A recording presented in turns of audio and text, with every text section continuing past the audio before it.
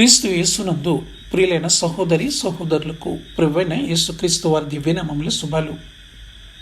నూతన జీవిత అనుదిన దైవధ్యానంలో మన ఆదరణకు మూలము. దేవుడు ప్రతి విశ్వాసంలో నివసించడానికి తన ఆత్మను పంపాడు. ఆయన మనకు సహాయం చేయడానికి ఎల్లప్పుడూ అందుబాటులో ఉంటాడు. అపోస్తుడైన పౌలు కొరింథీయులకు రాసిన 2వ పత్రిక 1వ అధ్యాయము 3-7 వచనాలు. కనికరము చూపు తండ్రి, సమస్తమైన ఆదరణను అనుగ్రహించు దేవుడు, మన ప్రభువైన యేసుక్రీస్తు తండ్రియునైన దేవుడు స్తుతింపబడునుగాక. దేవుడు మమ్మును ఏ ఆదరణతో ఆదరించుచున్నాడో ఆ ఆదరణతో ఎట్టి శ్రమలలో ఉన్నవారినైనను ఆదరించుటకు శక్తి గలవారు మగునట్లు ఆయన మా శ్రమ అంతటిలో మమ్మును ఆదరించుచున్నాడు.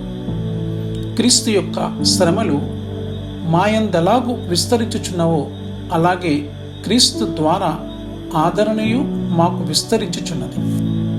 మేము శ్రమ పొందినను మీ ఆదరణ కొరకును రక్షణ కొరకును పొందుదుము. మేము ఆదరణ పొందినను మీ ఆదరణ కొరకై పొందుదుము. ఈ ఆదరణ మేము కూడా పొందుచున్నట్టి ఆ శ్రమలను ఓపికతో సహించుటకు కార్యసాధకమైన ఉన్నది.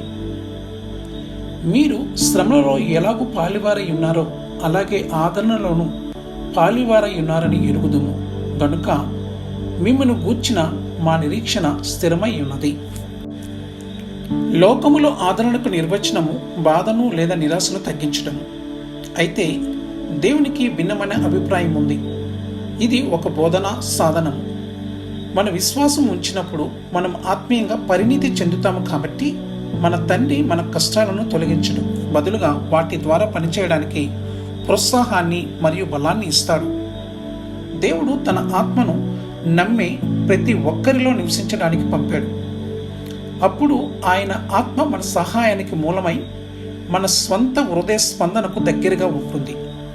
మనకు వచ్చే కష్టాలను బాధలను భరించలేమని భావించినప్పుడు ఆయన మన ఆత్మలో మూలుగుతూ మీరు భరించగలరు, ఎందుకంటే నేను ఇక్కడే ఉన్నాను అని చెబుతుంటాడు. దేవుని ఆత్మ స్వరమే స్వస్థపరిచే గొప్ప ఔషధ తైలము. దానికి మించిన ఔషధము మరొకటి లేదు. కొన్ని సందర్భాల్లో ఆత్మ మన మనస్సును ఒక బైబిల్ భాగానికి నడిపిస్తుంది. దేవుని వాక్యాన్ని చదవడం అనేది ఆయన నుండి నేరుగా వినడానికి ఒక మార్గమై ఉన్నది. ఒక లేఖనం యొక్క వ్యక్తిగత అర్థము మరియు అన్వయింపు వెంటనే స్పష్టంగా కనిపించకపోవచ్చు, కానీ దేవుడు ఆ వచనము అత్యంత అవసరమైన సమయంలో దానిని గుర్తుకు తెస్తాడు. మనము క్రీస్తుని స్వీకరించినప్పుడు మనము దేవుని బిడ్డగా ముద్రించబడతాము. అప్పుడు ప్రభువు మనకు వాగ్దానం చేస్తున్నాడు, నేను నిన్ను ఎన్నడూను విడువను ఎడబాయను. హెబ్రీయులకు రాసిన పత్రిక 13వ అధ్యాయం 5వ వచనంలో, ధనాపేక్ష లేని వారై మీకు కలిగిన వాటితో తృప్తి పొంది ఉండుడి, నిన్ను ఏమాత్రమును విడువను, నిన్ను ఎన్నడూను ఎడబాయను అని ప్రభువే చెప్పెను. ప్రతి పరీక్షలోనూ ఆయన మన పక్కనే ఉంటాడు, మనతో నడుస్తాడు.